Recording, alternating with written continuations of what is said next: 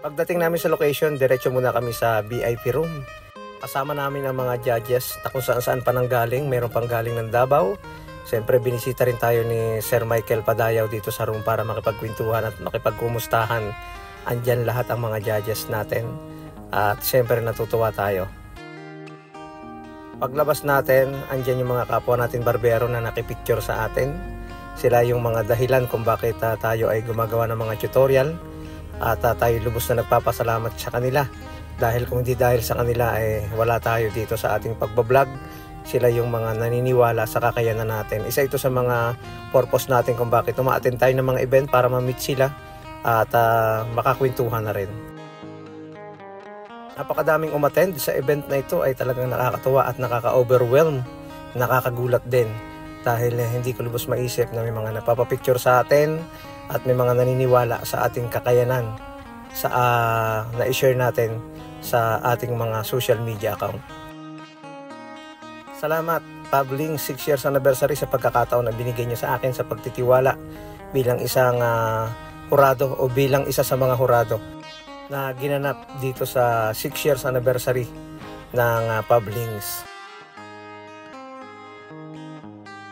Nakita rin natin yung mga barbero na ating hinahangaan at ating sinusubaybayan. Andyan, no?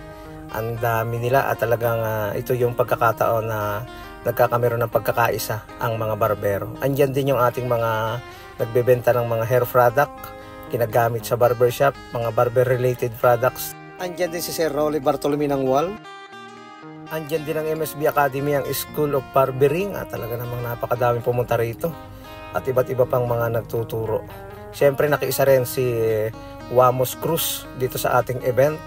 Napakasaya at nagkameron pa tayo ng mga pagkakataon na makakwentuhan at ma-meet sila. Umpisa na.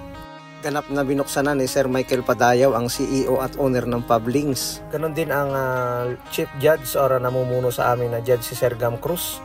At ipinakilala din tayo as a judge dito sa barber battle na ito. Tinawag tayo sa unahan para makilala tayo nila. And then binigyan din tayo ng pagkakataon na makapagbigay ng konting inspirasyon sa mga kasali o sa mga barbero. Ready na. Ayan yung classic category, ang event na kung saan tayo ay magja-judge dyan. Ito yung time na umiikot kami para makita namin yung kanilang mga ginagawa at ating huhusgahan. Motivational speaker Raymond De Los Reyes andito rin. Ito yung mga kaibigan natin na judges na nag-demo ng kanilang mga gupit. And then binigyan tayo ng pagkakataon na mabigyan o ma-award ng certification. Nakakatuwa at napakasaya ng event na ito. Maraming salamat mga kabarberos.